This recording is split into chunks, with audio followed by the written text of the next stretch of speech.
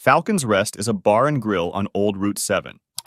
It is located where three counties intersect and is a little outside the city limits. The Rest, as it is known, is sometimes referred to as a cop bar because a large portion of the customers are law enforcement officers. As a place for a secret meeting, it would be last on most people's list, which put it at the top of mine. I parked in the well-stocked parking lot and headed for the main entrance. As police bars go, the Rest was better equipped than most, with a large open bar area stacked with tables for seating. On the last Friday of the month, the place was busy but not too crowded. It was the perfect situation for my meeting with Sergeant Devin Cross. There were enough witnesses here that the meeting didn't seem like a secret. When I entered, I was met with hostile stares from most of the visitors. I expected nothing less, for the lawyer was suspected of murdering his unfaithful wife and her lover, a police detective. Of course, there was no conviction or charge. It's hard to do that without evidence. No bodies were found, and the lover's car was missing, along with the lovebirds. Nevertheless, I was guilty. The couple disappeared without a trace. I had a motive, and I was a lowly lawyer. Who needs proof outside the courtroom? Devin, who arrived, didn't look too pleased with my choice of venue. He was a tall, well-built black man. He could only be described as an honorable man. He was here to repay a debt and thereby cleanse his soul of the guilt he carried for owing a man of my character. Now, dear reader, I will be frank and declare that I am what is called venal or crooked, a lawyer without the slightest claim to moral character. I am an unindicted co-conspirator in half a dozen organized crime cases. Poor Devin was having a really tough time the day he walked into my office with a thick stack of foreclosure papers. Devin Cross, then a Metropolitan Police officer, had been victimized by predatory mortgage loan fraud lenders, and in those early days of 2008, he and his wife and 4 children were about to become another sad homeless man. He had gone around to all the honest and quasi-honest lawyers without getting any substantial help. He approached me out of pure desperation. To tell you the truth, I don't know why I helped him. To me, there was nothing special about it. He was an honest policeman and a good man, loyal to his friends, but not someone I could use. He couldn't pay. Being an honest man, he told me that right away. Online scammers had taken his last dollars. The foreclosure was scheduled for the next day. He just sat in my office, a large, physically strong man with tears in his eyes, and told me about his daughter, his little princess. She had cancer, and he didn't know how to tell her and her brothers that they were about to lose their home. I filed for bankruptcy to stop the sale. I then had some of my most dishonest clients visit a mortgage broker and get an admission that the documents used in the foreclosure were forged. In other words, a mortgage fraudster represented by 2 of the more violent criminals had, for once, told the truth. It only took a bigger bribe to the court than Deutsche Bank was willing to pay to get justice for once. Why did I do all this? I still can't say, but it was hard for Devin Cross to live with the realization that his family home had been saved by a crook like me. "You picked a strange place to meet," he said. "Even a guy like me has a conscience. I couldn't let you get confused by helping me." "So you picked this place?" he asked as Lottie the barmaid approached. "What can I offer you, Bruce?" She turned to me. She and I had a long association of harmless flattery and excessive advice on my part. She had a young son and no man at home, and she had made the mistake of preferring attractiveness to reliability. There was tension in Lottie's demeanor. Everyone said I was guilty. Accordingly, I must be, which meant that anyone associated with me would suffer. And yet I noticed that Lottie came to the table when she could have transferred my services to another. Lottie was a good friend. As it turned out, I had more people like her than I realized. I wouldn't want them to suffer for their loyalty. I needed to do something to get my life back and let people know they could relax around me. Devin Cross was in my way, throwing me a lifeline, but I had to make the most of it. "Get us 2 Boston beers, Lottie," I said. "I must admit you have a courageous counselor. Come into this place where Paul Moreno's friends and work buddies sit," Devin said. Paul Moreno was the bastard who seduced my wife and thus got me into shit. He, his Ford GT, and my wife disappeared on the night of March 17th, St. Patrick's Day, and the night before, successive thunderstorms flooded 3 counties around Schoharie Creek. In any of the western states, this body of water would be called a river, but here it was mistakenly called a creek, a tempting name that led to much suffering. People persevered to build bridges and buildings around this treacherous but modestly named body of water. They paid a high price in lives and property for misunderstanding the Schoharie. By early March 18th, all the emergency crews were busy rescuing people stranded by the flood. No one noticed that my wife and her lover were missing for a few days. Then, of course, suspicion immediately fell on me. "Victory belongs to the brave, as they say," I said to Devon, and we chatted at length about nothing while he did what he had come for. I waited 2 beers, then said, "Just tell me what you came to tell me and I'll do the rest. Trust me, and no one will ever believe the advice came from you." Then he leaned over and whispered, "They have a warrant, and they will come to your home and office at 6 o'clock Sunday morning." I pushed back my chair and stood up to let it fall, then shouted, "Look, when I need advice, I'm not going to seek it from some subway pig, and he'll be a better friend than you. And for the last time, I don't know what happened to my wife." I ran out, leaving a rather confused Devon behind me, but he was a smart guy and realized that everyone would believe the worst. They would see him as an ambitious cop looking to advance our relationship. A confession on my part would be a feather in any cop's cap. Trying to wrest a confession from me wouldn't hurt him, but being seen with me in a secret meeting would ruin him. As it was so public that no one would believe he'd tipped me off. Walking out of Falcon's Rest, I sighed. I had only myself to blame for things getting to such a deplorable state. I had let my heart take over my head. Now I would have to work hard to get out from behind the 8-ball we call justice in this country. And yet my late wife's words about milk haunted me.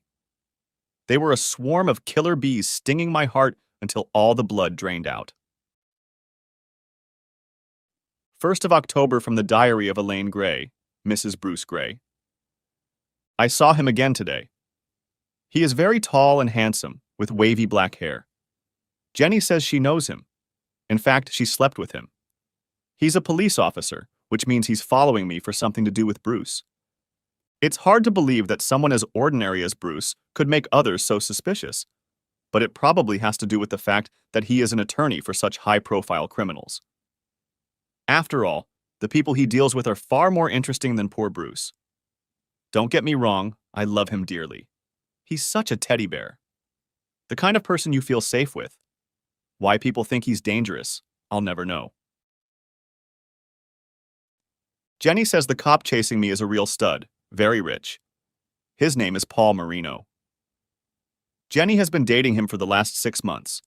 Her husband Bob is a clone of my Bruce, except he has a boring real estate practice, not some black hat criminal defense attorney. You can't blame Jenny for succumbing to a cop's enticements.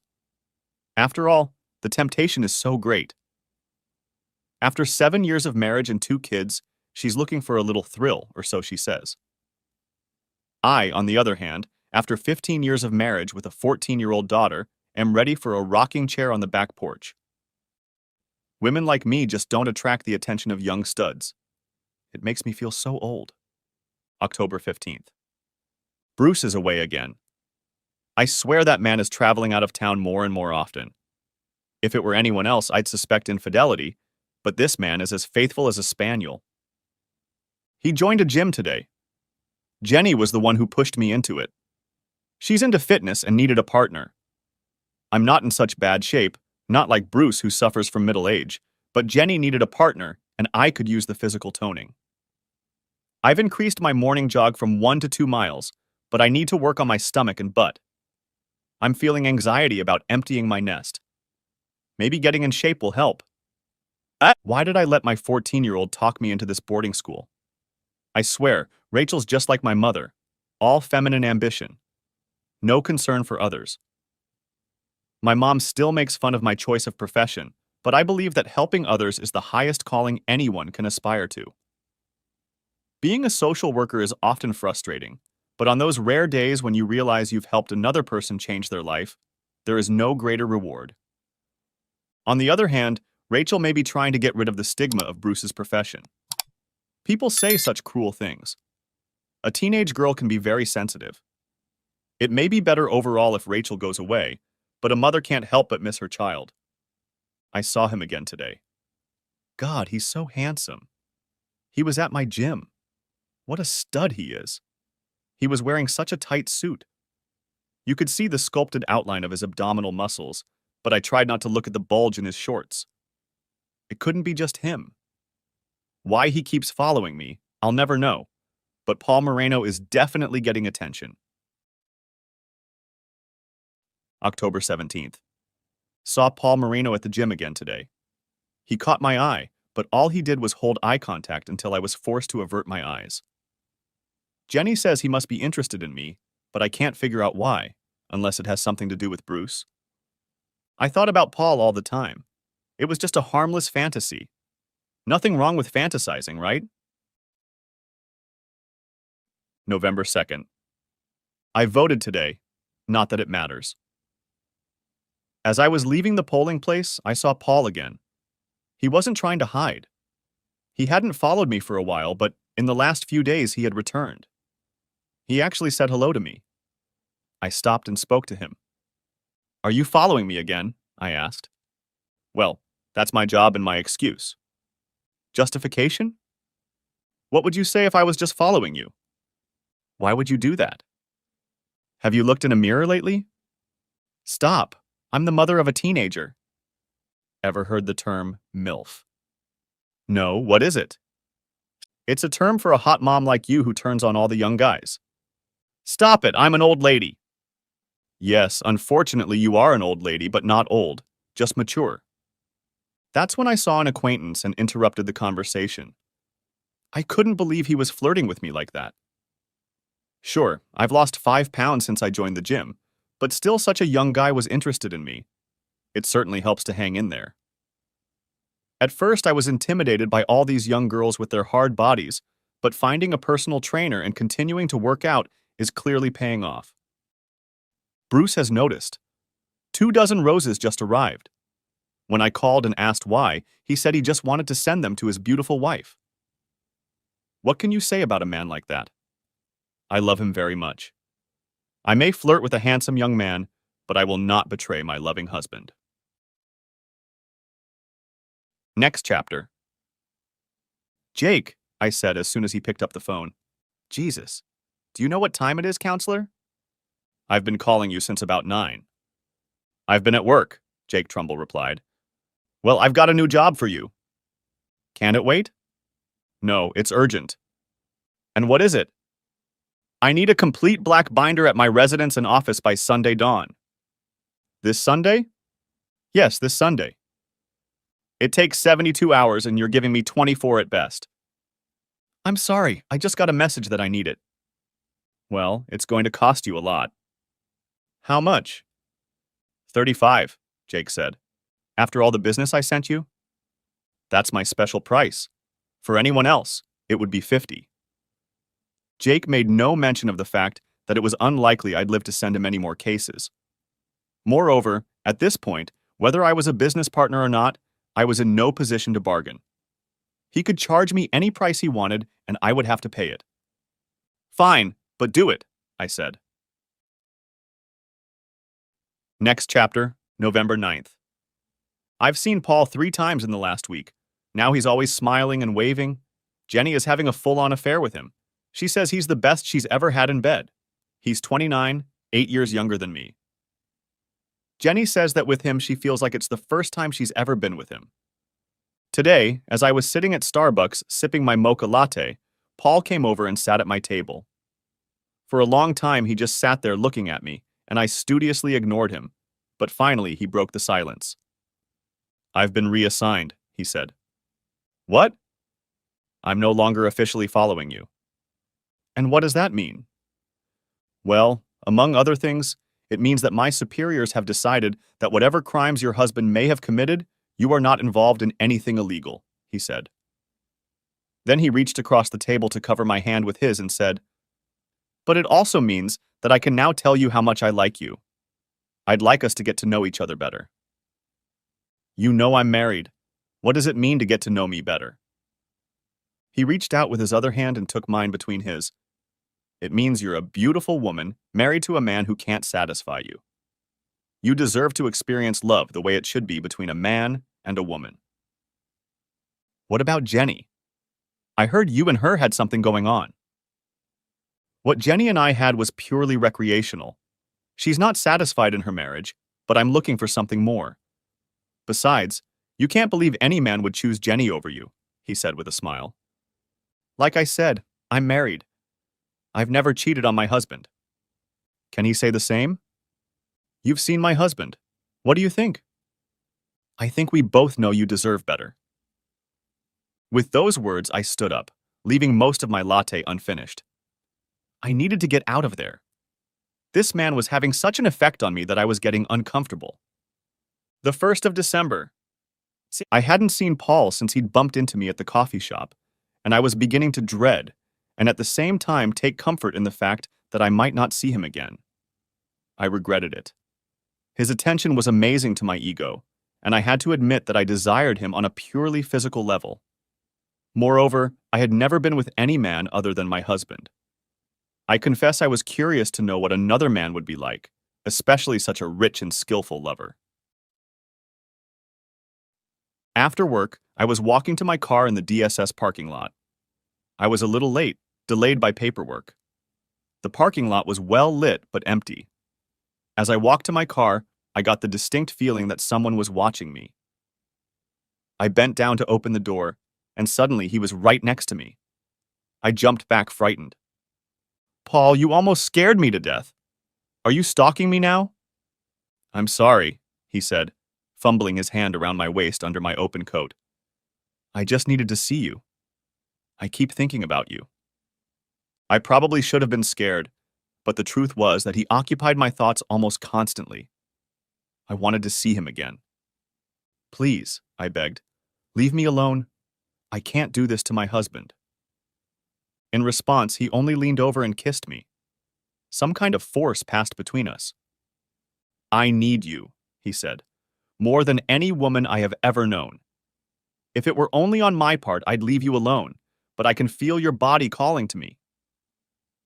I couldn't resist kissing him back, but then pushed him away, jumping into the car. I can't. I wish I could, but I can't. Next chapter. They didn't bother to knock. 4 officers in assault uniforms picked the door lock and broke into my house at dawn Sunday morning. I guess they figured they'd catch me sleeping. I was up and in the kitchen, preparing what the tourist brochures call a full English breakfast. True, I substituted lox instead of kippers, but I found a specialty store that sold kidney pie. I was just frying scrambled eggs in a large frying pan when the first stormtrooper entered the kitchen. I hope you like scrambled eggs, I said, as he grabbed me and pushed me out of the house. They held me in a police van while they tore my house apart. They were doing the obvious, ripping up carpet and digging up flower beds. I was glad I had mostly chosen wood floors. They chipped away a few boards, but mostly left the upper floors intact. The basement they trashed. What I was most unhappy about was the fact that they got into the trunk of my car. It seemed like pure spite since I'd left the keys in the ignition, but destruction seemed to be the order of the day. But despite all of that, they weren't all that bad. When the destruction in my house stopped, several officers I'd befriended over the years invited me to Denny's for lunch. Where did you put the bodies, Bruce? They asked, as I ate what the menu called the Big Breakfast, which was a decided disappointment after my planned meal. As far as I can tell, there are no bodies. Come on, they disappeared in March. It's October now. Do you think it will rain today? It's been very dry after those spring and summer storms. My flower beds are gone, and I'll have to replant bulbs if I want flowers this spring. Still, I'm better off than those people around Shohari Creek, I said, referring to the flooding by the creek. My interlocutors at Denny's weren't paying attention to the flood victims or the flowers. They were only interested in one thing. They wanted my confession in the worst possible way, because in the end, they had virtually no evidence. The problem was that I knew the condition could change as quickly as a creek spills over. I wouldn't expect to see spring flowers if I were you, but you'll feel better if you help us. We know you had a good reason for what you did. Maybe you just lost your head. Stop being a lawyer for once and become a man. Take responsibility and we'll help you. I don't think it's going to rain. It looks like we're in for a drought after the rainy weather. I'll stop by Lou's for some light bulbs. All right, have it your way, lawyer, but cop killers get fried in this state. You might want to think hard about that. Next chapter, December 9th. I had a hell of a day. We got the call early. 5 kids in need of protection. I don't normally work in child protective services. However, this is busy season and a time of year when we are short-staffed. Because of the bad flu season and the fact that people needed time for the holidays, we had to be flexible. Still, 5 children under 7 needing emergency care was a bad day. By 4 o'clock, we had temporarily placed the children and organized a support system for the new foster parents. I was feeling pretty good when the state foster care called and said they were not happy with the placement of the children. It was the same old nonsense you always get from the state. If you can believe it, they were concerned that child care payments were being made to people in the state retirement system. This could be considered double-crossing, said a woman from the state. For an hour, we went around and around on the issue. The matter went all the way to the county executive and the state DSS commissioner. Just when I thought the case wasn't going to pan out, I heard from the prospective foster parents. "When are the kids coming?" the woman asked. "We're all set. My 2 daughters are here to help." Well, you see, the state is concerned that payments for foster children will not be allowed since you are receiving a state pension, I said. What was said next rang out in genuine anger. "Well, so tell that asshole governor to keep his lousy payments. Just send those kids away." Hearing this, the county executive laughed and said, "Well, send the kids. We can always sue the state for that money later." It took me another 3 hours to get the children to their new foster family and get them settled in. By the time I was able to head home, it was almost 8, and it was about 9 before I arrived. The first thing I did was take a hot shower. I contemplated calling Bruce. Sometimes when I called him, we could talk for hours, but other times he was clearly limited on time. I get the impression that his clients can be quite demanding. I usually try to wait for his call, but today I just needed to tell someone about my day. I threw on my terry cloth robe and was about to call Bruce when the doorbell rang. I pulled the robe on and went to the door. I opened it on the chain. Paul was standing on the threshold, looking very well and a little guilty. "May I come in?" he asked. "I don't think that's a good idea," I replied. "I know your husband is out of town again. You're all alone. All I ask is that you come in and socialize. Maybe have a cup of coffee and talk." "I can't," I said. "You can trust me," he said. "It's not you I don't trust. It's me. Please, just a few minutes." I don't know why I let him in, but I did. I made us some coffee and sat with him on the opposite end of our large sectional couch. Sitting down, I lowered the hem of my robe. It was roomy, but too short to be comfortable in this situation. "Relax," he said. "I'm not here to take advantage of you. I'm here as a friend. I heard you had a hell of a day." "Yeah," I replied, and we continued to discuss my day, and it relaxed me. I told myself that there was nothing wrong with 2 people I knew sitting around having a drink. We went from coffee to wine and had a dinner of frozen pizza. It was near midnight when he said what he must have come to say. "Elaine, I'll always be your friend, but you should know that I have a passion for you that I can only call love." At those words, I twitched nervously. "Please," he said. "Let me finish. Your husband is in New York right now, meeting with organized crime and their personal anti-surveillance expert. They're planning how to defeat the government's wiretapping program. These are evil people, and he's helping them escape justice." "Stop it. I'm not listening to this. It's not fair. Bruce isn't here to defend himself." "You're very loyal, but is it fair to you to be associated with a man like that? When I followed you and fell in love with you, I learned what a wonderful and caring woman you are. Your life is about helping others. You are a saint who married the devil. But I want you to know that I will always be there for you no matter what. Over the course of the evening, we moved closer and closer to each other on the couch as we talked. I knew it was wrong, but I realized I couldn't hold back. We both knew where this was going, but it was a freight train that didn't want to stop, and then I heard the phone ring. It must have been ringing for some time. Suddenly, that fact was as obvious as who was calling. Bruce, I said, breaking free of Paul's grip. It was Bruce. Just checking, he said. Sorry, I must have woken you up. Time slipped away from me. I braced myself to answer him and try to have a normal conversation. Bruce was in a talkative mood, and he went on and on. As Bruce talked, I could watch Paul on the couch, who was getting more and more impatient. Finally, Paul smiled sadly at me and quietly walked away. Bruce's call had saved me from an irreparable breach in my marriage. But did I want to be saved? Next chapter. The DA's conference room had the dreary look of the last century, as if it hadn't changed a bit in the last 20 years. Tanya Marshall was the daughter of a former state senator, a man who had escaped prosecution and retired to get his daughter a job in the DA's office. As DA, she was no better or worse than the rest of the pathetic people who oppress the poor and defenseless and complain that the rich can hire lawyers. "Where's your gun, Mr. Gray?" she asked. "We didn't find it when we searched your house." "A gun?" I asked. "A Smith & Wesson .44 Magnum registered to you." "It's missing?" "You know it is." "I'm sorry. This is the first I've heard of it. It was stored in the top drawer of my nightstand in my bedroom. Is it really missing?" "This would be easier if we were honest with each other," she said. "Okay, go ahead and start. What evidence did your officers allegedly retrieve from my house?" "All in good time," she said. "Well then, I'll answer your questions in my own time," I said, standing up. "In that case," she said, handing me a notice of my right to appear before the grand jury. This notice was the true purpose of the meeting. I had not the slightest intention of appearing. The conclusion was obvious. I was to be indicted on 2 counts of murder.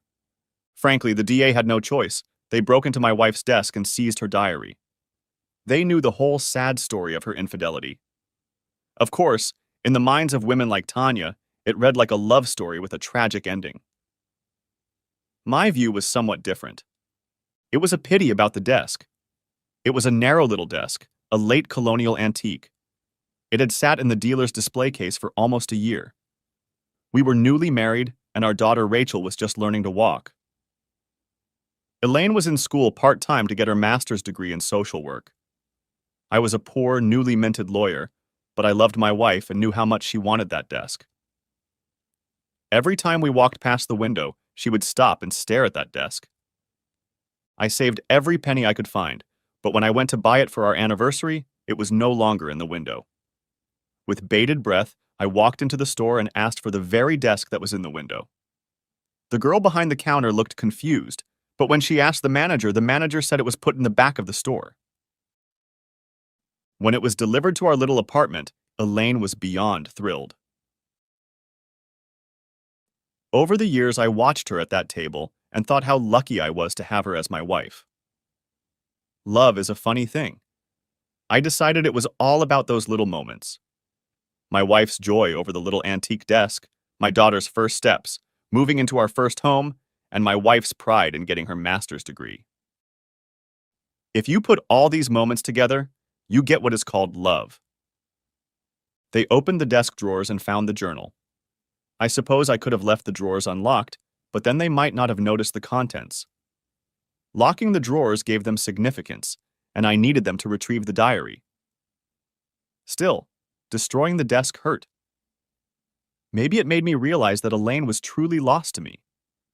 The diary had the desired effect. Its contents soon leaked out. The pressure on the DA's office intensified. Now they had proof, and the public knew about the love plot. The unfaithful spouse and her lover had become Romeo and Juliet. January 2nd. I can't do this, can I? Jenny just laughs at my indecision. What's the matter with you two? Your husbands are out of town. You show up at his apartment and no one will know. It's so easy. How am I ever going to meet Bruce again? I don't care what people say about him. He's always been good to me. What will I say if he finds out? Blame him for leaving you alone so often. He doesn't really leave that often, and when we're together, well, it's a good marriage. It's just that Paul makes me feel things I've never felt before. Like I said, Bruce won't find out, and if he does, just do what I did to my Bob. What did you do? You remember the day we got here and he looked so upset. Yeah, I remember at one point he asked if he could lie down in the bedroom. He looked almost sick. Well, he found out that I had slept with Paul, and I told him all about it and that I still loved him. I told him there was nothing he could do about it, that a man like Paul knew how to treat women. I think he wanted to kill the man, but physically he wouldn't be a match for him. You're lucky he doesn't have a gun, I said. What's more, I don't see Bruce taking things the way Bob does.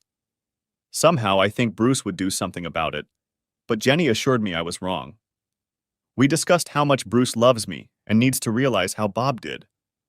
I had seen Paul half a dozen times in the last 3 weeks. We were never alone together, but I saw him here and there. Perhaps he was watching me, or perhaps he was watching Bruce. My husband was home and very attentive. Today, Paul handed me a note. It had an address, date, and time. I'm pretty sure it's the address of his apartment, and it's listed for the day Bruce will be in New York. I don't want to go, but I know I will. I tell myself I'm only going, so I can ask him to stop bugging me. January 15th. God, what have I done? I spent the day at Paul's apartment. It started off well. I told him how we could never be alone together, how I couldn't betray my husband, but then it all slipped my mind, and we got down to it. I left crying that it would never happen again, but neither of us believed it was over. As I walked out of his house, I knew I would definitely come back. Next chapter. Tanya's performance in front of the jury was far above her usual performance, meaning it was good and almost certainly the work of a ghostwriter. Her boss sat there with her.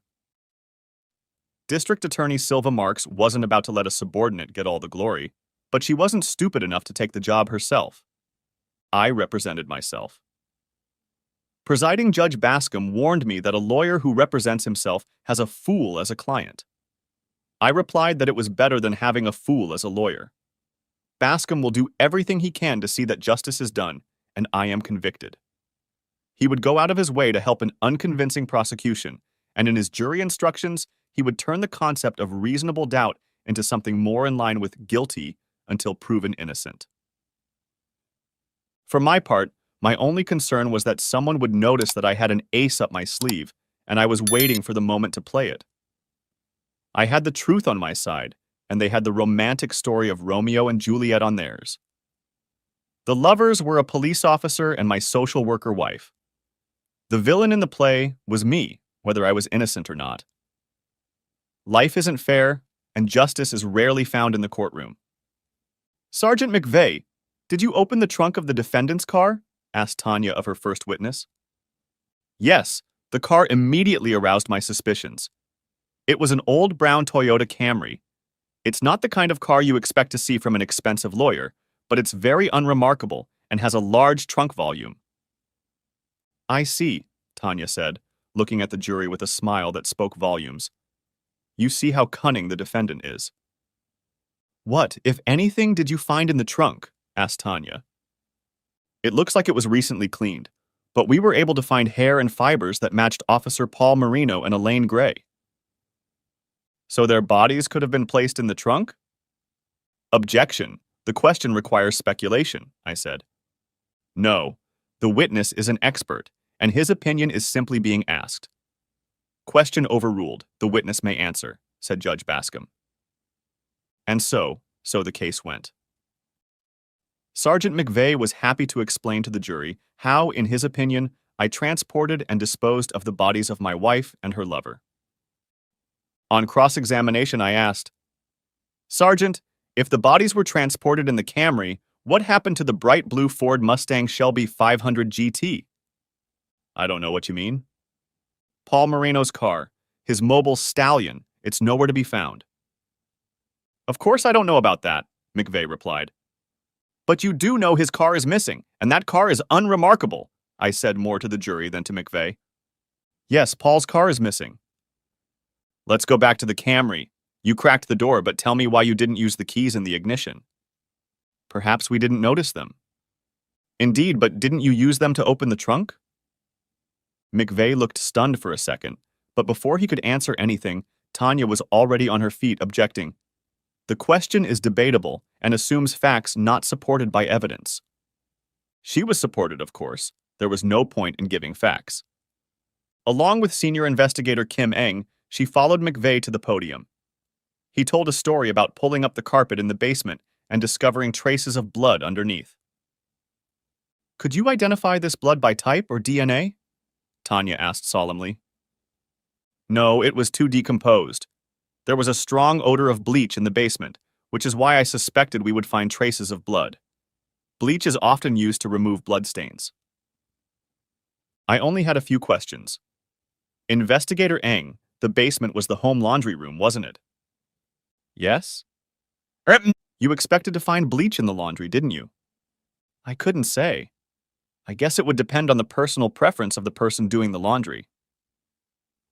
The 7 women on the jury didn't quite agree with Mr. Eng, but now it was time for the real show, reading my wife's diary. January of the 16th year. I feel simultaneously guilty and floating on a cloud. I can't stop thinking about Paul, about his gorgeous body and how he made me feel. And at the same time, I feel so guilty for Bruce. For the first time, I want to believe all the horrible things people say about him, but I know it's not true. Bruce has always shown his love for me, and I have repaid him with the worst betrayal. Somehow I feel that my terrible sin must manifest itself so that Bruce, looking at me, will realize what I have done to him, to us. The desk on which I am writing these lines was given to me by Bruce. It was bought at a time when we had little money. It's a real antique. I saw it in the window, but I knew there was no way we could afford it. Part of our poverty was my own doing. I dreamed of having a child, but we had only recently gotten married and couldn't think about children yet. Bruce had just started working. I was still in graduate school. Despite our poverty, I stopped taking birth control. It should have been a mutual decision, but I took it upon myself. Bruce never criticized. He expressed only joy about my pregnancy. I knew he was concerned about our finances and wanted to wait until we were more affluent. Yet, even as we struggled, he somehow found the funds to buy me an extravagant gift. My loving husband of the past 15 years, whom I betrayed so easily. I vacillate between never seeing Paul again and jumping out the door and throwing myself into the arms of my lover. When Bruce gets back from his trip tonight, I'm sure he'll know about it, and maybe that will put an end to it one way or another. I don't know what I'll say to him.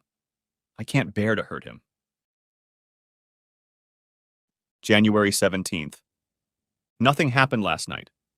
If Bruce could tell, or at least suspect what I was doing while he was gone, he gave no sign. And yet our interactions seemed strange. It was like there was a distance between us. Maybe I'm artificially creating what I'm afraid of. Bruce was acting and looked tired. For now, I'll have to wait and see. I left for work early so I wouldn't see Bruce in the bright light of the morning. I had barely made it to work when my cell phone rang. It was Paul. He wanted to talk and we chatted until I had to get to work.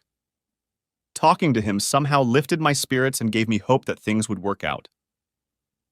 Love would find a way, and I had to admit that what I felt for Paul was love.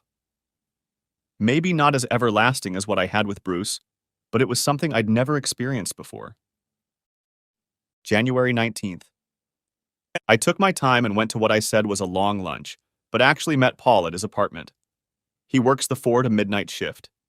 We spent 2 hours together. At home, Bruce seemed calm, but I'm not sure if it's all in my head. February 12th. I've spent the last month in turmoil. My affair with Paul seems to be heating up. We see each other during the day at his house at least twice a week, and in the evenings when Bruce is out of town, which has been frequent lately. Paul tells me that Bruce is involved with some very bad people. The FBI is very concerned because all their attempts at surveillance are failing. Bruce is legally blocking their warrants and helping them acquire very sophisticated anti-bugging equipment. Materials that are illegal but can be purchased with special permits. Paul didn't say this, but I know that part of his job is still to keep tabs on my husband. I guess I should appreciate the fact that Paul almost always knows where my husband is, but the tension is growing. I find myself caught between two lovers. I love both of these men, and I can see that they are enemies. I am stuck in this no-win situation from which there is no way out. Bruce has been the most genuinely good husband, buying me little gifts for no reason, sending me flowers, and making the sweetest love to me. However, I can't shake the feeling that he somehow knows what's going on behind his back. He shows no signs of awareness, but after 15 years, I know when he is uneasy and something is bothering my husband. Next chapter. I'm sorry, Mr. Gray, but I see no problem with admitting your wife's diary into evidence, Judge Bascom said. We were in his chambers arguing about the prosecution's motion to admit the diary into evidence. I see, and the concept of hearsay doesn't bother you at all, I said. There was no question that Elaine's diary was an out-of-court statement that was being accepted as truth. It falls under one of the exceptions to the hearsay rule, Tanya objected. Really? To which one? I asked. Several, she replied, not putting any specific ones into her argument. I wasn't going to win this argument. Tanya believed she needed the diary to cement my conviction, and the judge was going to admit it. The diary is on file. If I'm wrong, you can say so on appeal, the judge said.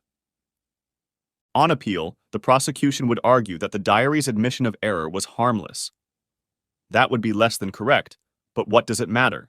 Because I was guilty, correctly. Everyone knew that, including the appeals court judges. Tanya asked a very attractive clerk from her office to sit on the witness stand and read my wife's diary. The girl was about 22 years old. She had dark blonde hair styled in a straight style, deep brown eyes, and the most innocent appearance possible. She blushed so sweetly when reading my wife's letters, and thus averted the jury's condemnation of her for the lewd infidelity of the woman I had loved and been faithful to for 15 years. March 16th. Rachel went home for spring break. I haven't seen or heard from my daughter since Christmas. She seems very happy. I don't know exactly why she wanted to go to boarding school, but I suspect it has something to do with the rumors about Bruce. She loves her father, but there's no escaping what people say about him. It must be difficult for a teenager. Since Rachel is home, Paul and I can't meet at my house, and Paul thinks there might be people at his work who are suspicious of his relationship with me. It would be bad for his career if our affair became known while he is part of the team investigating Bruce. Paul plans to ask for a transfer. He wants me to leave Bruce. However, when faced with this decision, I realize that what Paul is proposing is wrong. Moreover, what I have been doing with Paul is wrong. My affair is wrong on so many levels. When I see Rachel, I realize that first and foremost, I am her mother and Bruce's wife. Neither has done anything worthy of the pain that my elopement with Paul would cause. The agony I will inflict on my family is far greater than the pain I will experience from losing Paul. I think I'm coming to my senses. This passion that has taken hold of me has clouded my senses. I need to come to my senses and do what I have to do to end Paul. I've made up my mind. When I see Paul tomorrow, I will put an end to this. I know he'll be in pain, but he'll get through it. I know for a fact that he won't lack for companionship. Jenny is just waiting for that moment. She is a young and beautiful woman with a husband who has no choice but to tolerate her infatuation with Paul. A man like Bob can't do anything about a man like Paul. Everyone thinks that Bruce is not like everyone else at all. Would Bruce hurt Paul if he found out? I don't believe Bruce would ever hurt me. But maybe I'm wrong? The horrible things people say about Bruce, they can't possibly be true. I've known him all these years, loved him all these years, and yet I have my doubts. Paul is adamant that my husband could be dangerous and fears for my safety. I just can't bring myself to believe that Bruce could hurt anyone. When I look at Bruce, I see the dear, sweet man I married, the loving father of our daughter, the man who in all the years of our marriage has always put Rachel and I first. When I see Paul tomorrow, I have to break up with him. It will hurt, but I have to do the right thing. I called Jenny and told her that she might want to call Paul after tomorrow and comfort him. Next chapter. The pretty and young paralegal Tanya finished the last entry in my wife's diary. The prosecution had hoped to portray me as an abusive, angry husband trying to come between lovers, but I don't think Elaine's diary had changed that much. After all, my wife chose her home over a haunted Lothario. Paul Moreno was a homewrecker. He knew Elaine was happily married, but he pursued her anyway. Perhaps he fully believed all the nasty stories law enforcement officials were spreading about me. Maybe he was trying to save the woman he fell in love with. In reality, the lovers waited too long and suffered a terrible fate. There are a lot of ifs in a situation like this. If Elaine had confessed to me, or if they had broken off the relationship earlier, who knows what might have happened. But that wasn't my immediate problem. The problem was saving my neck. After reading the diary, the jury was ready to convict, and everyone in the courtroom knew it. I had a long list of witnesses, but only one mattered. Jake Trumbull took the stand. On my witness list, he seemed like an ordinary witness.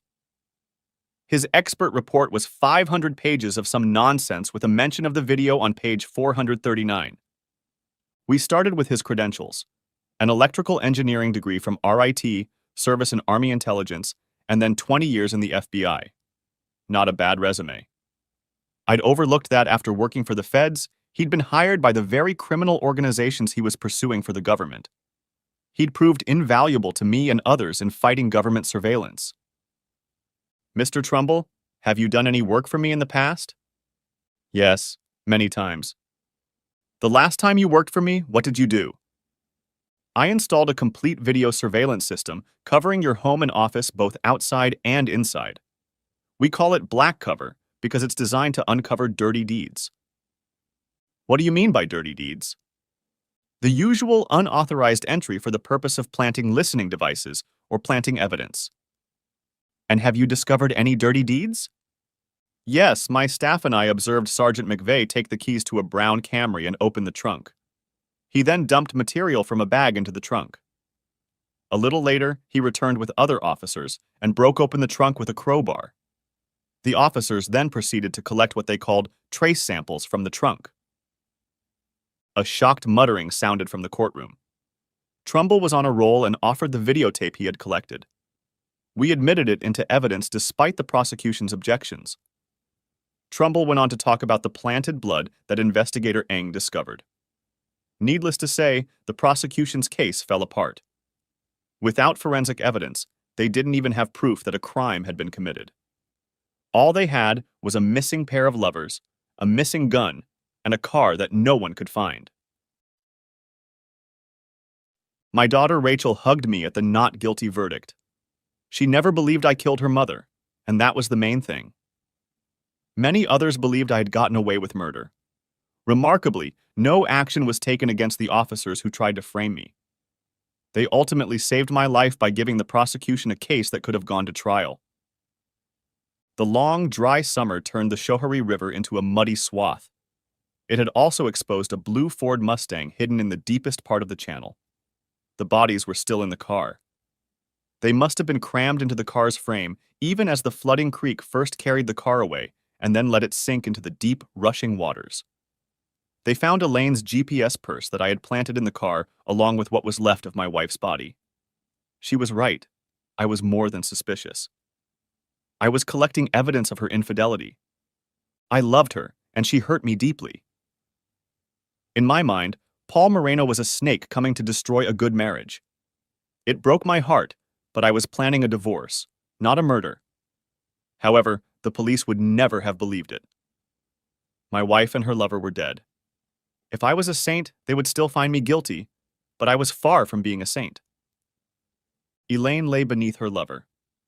It was obvious that neither of them had been fully clothed at the time of death. The autopsy revealed that they had both been shot, but it turned out that the intended victim was Paul Marino. The bullets had traveled through his body and into Elaine. This double homicide was the result of using such a powerful weapon. A .44 caliber Smith & Wesson handgun was found off the floor of the Mustang. That was my gun, the same gun that went missing. If the police and prosecutor had just waited, they wouldn't have had to plant evidence. The diary made them act. It was the story of lovers separated by an abusive lawyer husband that caused the DA to act prematurely. Public opinion pushed the police into the usual chicanery. I was set up, but skill and luck saved me. As an attorney, I took pride in my work, while the forces of law and order lamented that the system had been manipulated by an unscrupulous lawyer. Next chapter. Lottie set her beer aside and gave me a winning smile. Then she put her hand on my shoulder and gave it a supportive squeeze. She didn't need to say she was supporting me. She was showing it herself. We were at Chambers, the lawyer's bar in town. Lottie had changed jobs, and I had followed her out of loyalty. On the whole, Chambers was a much nicer place for me to drink than Falcon's Rest. The cops would never forgive me a beating, and the regulars here had a certain sympathy for the retarded. A poor lawyer with a ruined reputation. That opinion was wrong.